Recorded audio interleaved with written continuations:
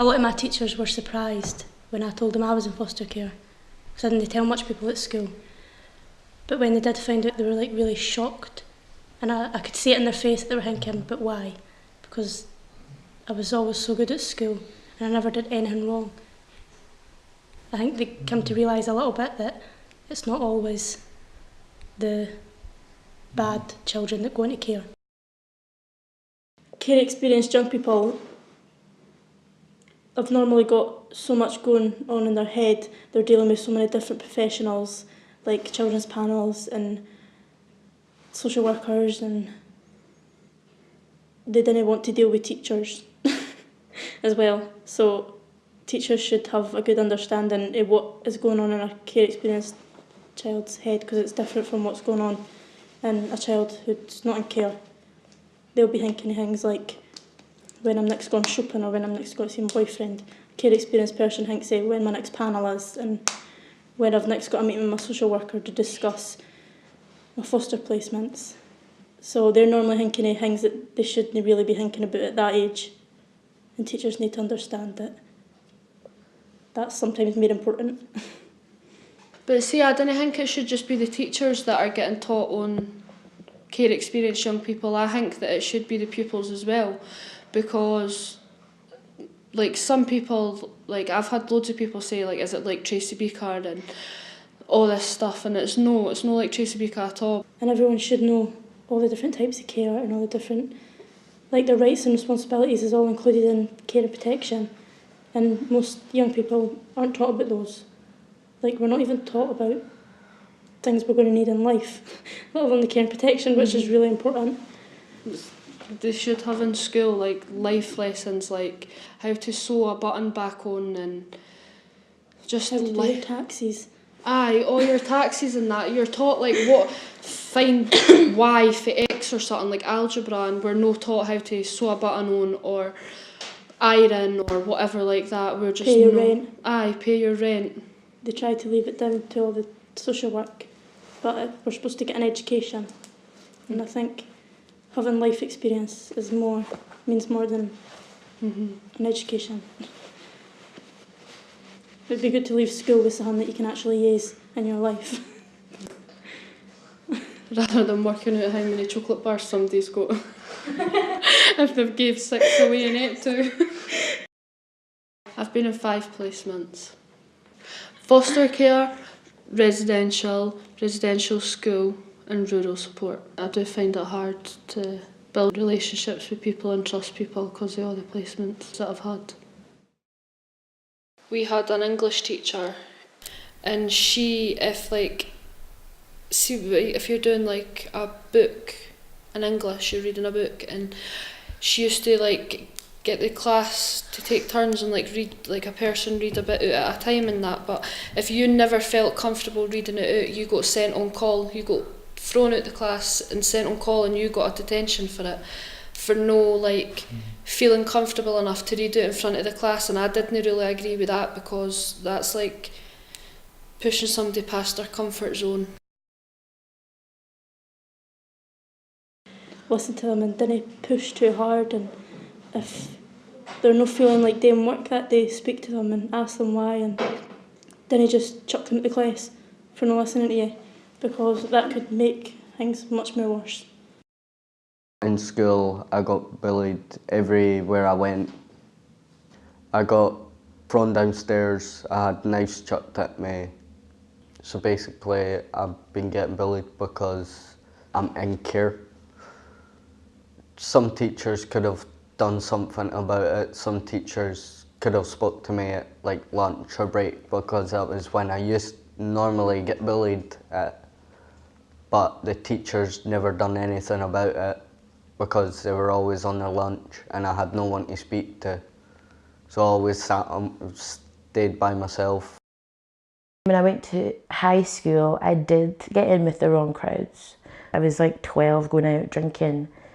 I just became out of control. My mum, she couldn't control me, I guess, and I got pregnant, but things remained good at school. School was a safe place. I mean, I didn't, at home, I guess because my mum wasn't there was no dominant figure in my life to give me direction, to give me some nurturing, you know, the things that a child does need. In school, I got that from my teachers. I did. I had a teacher called Alistair who I hated when I first went to that school. Like, couldn't stand him. But then he wasn't like any of the other teachers. Like, he actually, even if you were horrible to him, he didn't be like, oh, fine, and he didn't try with you anymore. Like, he gave you the extra time and all that, and it didn't matter how horrible you were to him, he was still so nice back. And then I eventually got to like him, and he just like focused a lot on helping me with my work. Like my maths teacher, she took the time I was feeling so bad at maths, and you know, I didn't have anyone at home to sit with me and work it out with me, explain to me. So she would, every Tuesday after school, she tutored me, and I got a C in my intermediate 1 maths, and I definitely would have failed that if that wasn't for her just taking the time. There was a teacher at my school, and I'm sure her job title wasn't a teacher. I want to say parent-teacher inclusion, something like that. But she never had any other classes. She had something called LZ5. And most of the kids that went to that class had either been chucked out of class or were too scared to go to class. I just went because she invited me. But I started to really enjoy it, and I used to go there. If I didn't want to go to class, I'd go there and do my work there, and she'd help you and she'd sit and speak with you, and she took me to college open days, and she even convinced me to get my JAGs, which my mum couldn't even do. So definitely school, there was love, there was nurturing. I got all of those needs met at school that I couldn't at home, and that's definitely why I'm training to be a nurse now. Spending more time with us like shows that you actually do care, and that like you actually want to spend that extra time with us, and that does mean a lot to us. So my teachers still now I've not been at school for a long time, and still I still get emails asking how I am, how I'm getting on with my course, if I need any references, things like that. See it, like they're still there.